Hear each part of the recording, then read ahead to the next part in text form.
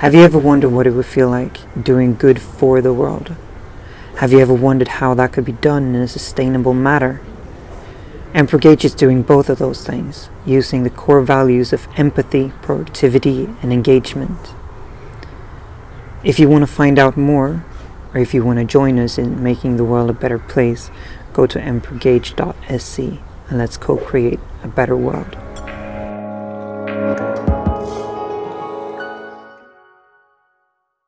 Every time there's an Apple event, you'll find me benched with my computer, probably with my phone in hand, watching it, and many more with me.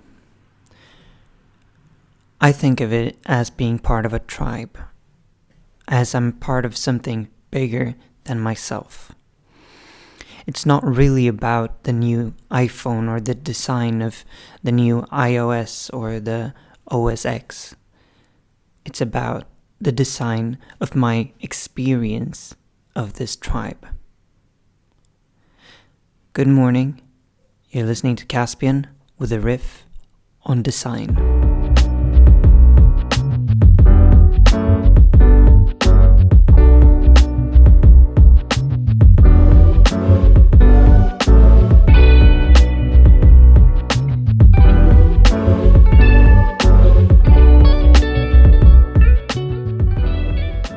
I think there are two vital parts to design.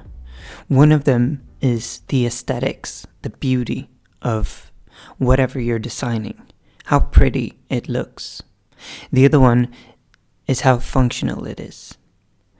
And these two can be used to leverage a product or a service or whatever that it is that we're designing. So for example, if you're buying a shoe, it can be highly functional, and it might not be as pretty as other shoes, but you choose it because of its functionality. And likewise, you can have an extremely comfortable shoe that just, it's not functional at all. You can't run in it, you can't barely walk in it, but it's really, really pretty, and it makes you want to buy it.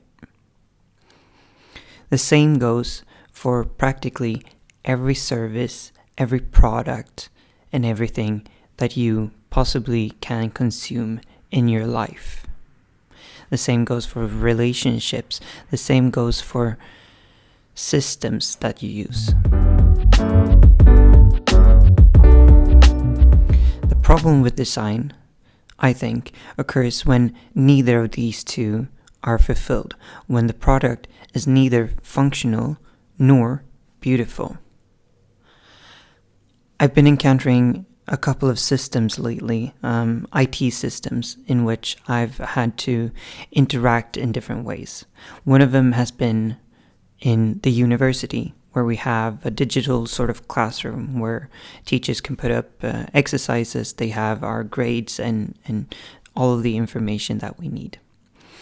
In my university time, which has been 3 years in Lund University, or almost 3 years, I've had to use 4 or 5 different of these systems, sometimes parallel to one another.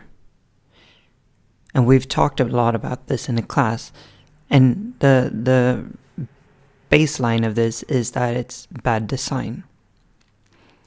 Another one was this week when I sent in an application for EU grants to one of the departments in the EU.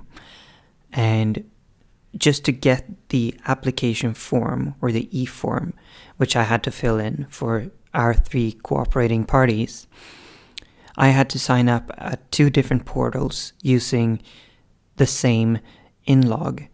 And then I had to do the same thing for the different partners as well. That is as well bad design. And what bad design does is that it raises the threshold for people to use whatever you're trying to get them to use. In certain cases, that can be very good. I've been thinking about it with the EU application, that it's actually a pretty good threshold because it scares people off.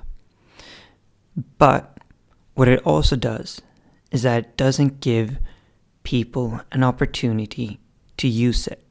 In this case, it doesn't give creatives an opportunity to apply for money because they're not accustomed to use these kinds of systems. As well as beauty and functionality can be opposites on a scale, they can also enhance one another. If something is highly functional, it might also become beautiful. I've been taking a look at intersections for a couple of days now, and different kinds of intersections, mostly with red lights.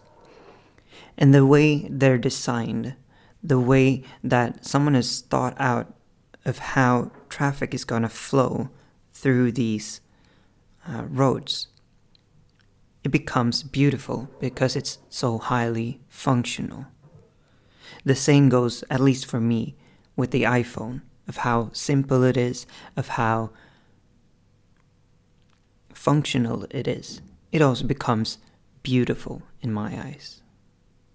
I don't think it works the other way, but you will adapt.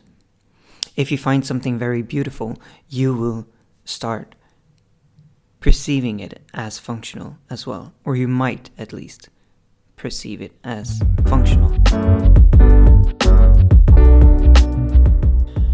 Regardless of what we're designing, if it's an iPhone or if it's the software for the iPhone or if it's a system to grant EU applications, regardless, the goal is for the user to have a pleasant experience. And there are a couple of things that play into creating that positive experience. One of them is setting their expectations. For example, with the iPhone, I have a certain expectation of functionality. With the beautiful shoe, or at least for the shoe brand, I'm expecting them to put out beautiful shoes. But when they're designing the product, when the design of the product is coming about, they're also thinking about you as a user. When the iPhone is designed, they have a picture of what the iPhone user looks like. Who is going to use it and what are they going to want from this? And that's not always the case. That's called user-centric design. And I have a very hard time to believe that in these systems that I described earlier, for example, the EU application system, that the user is put in center in the design process. When you're designing from your own needs, and when you're designing something that someone else is going to use from your needs, you're going to encounter problems. There are going to be users that are going to drop off. And unless you're offering the 200,000 euros, if you go through the process, it's highly unlikely that people are going to use your product. So if you're designing something for an open market, or if you're designing something that you'd like people to use, regardless of whether they're going to pay for it or if they're getting it for free, you have to think about the user. And that goes for yourself as well. I've had tons of people asking me about how I structure my days or how I structure my week. And I think structure is something that you have to design from within yourself, or at least with yourself in mind. If you're the kind of person, like I am, who functions very well with to-do lists, and that can easily break down larger activities into tasks, then you need to design your system towards that.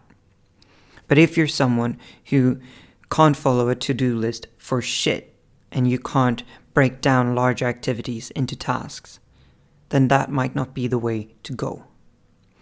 So when you're designing something for yourself, whether it's a process or your days or whatever, you need to have yourself in mind, just as companies have you in mind when they're designing their products.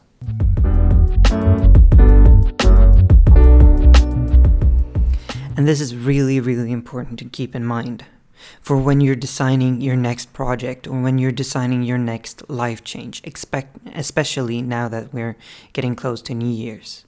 You need to keep yourself in mind when you're designing something. If you think that you're going to revolutionize your closet and totally bring about a new you for the new year with your closet, think about what you like. It's not reasonable to expect yourself to dress up all in colors when you really like to dress in black. And it's not reasonable to expect yourself to take 5 karate classes every week to get fit if you don't really like karate. Keep yourself in mind when you're designing things for you, and try to keep others in mind when you're designing for them. And the thing here is that it might sound really easy to design something for yourself, but that requires a bunch of self-knowledge. And it requires you to test things out for yourself in order to get there. I didn't just come up with, I function well with to-dos and I'm really good at breaking activities into tasks. It's something that I've figured out along the way. Just as well, you need to figure out what activities you could do to get fit, what activities you could do to get your closet to the next level for the next year. And when you're designing something for someone else, please start with thinking about who you like to design it for. Tim Ferriss has said about his book, 4-Hour Workweek, that he actually wrote it for a friend, with a specific friend in mind. And that has become the most highlighted book on Amazon Kindle throughout the times. It's one of the most read books of a generation. He had someone in mind when he designed it, when he wrote it. And that's what you need to do as well. If not one person, then a couple of people. Who is the target for your design? Who is going to use it? And then you have to talk to them, and then you have to go back to your product and redesign it, and then you have to show it again. That whole process. But you need to start with the consumer in mind, regardless of whether it's you or someone else.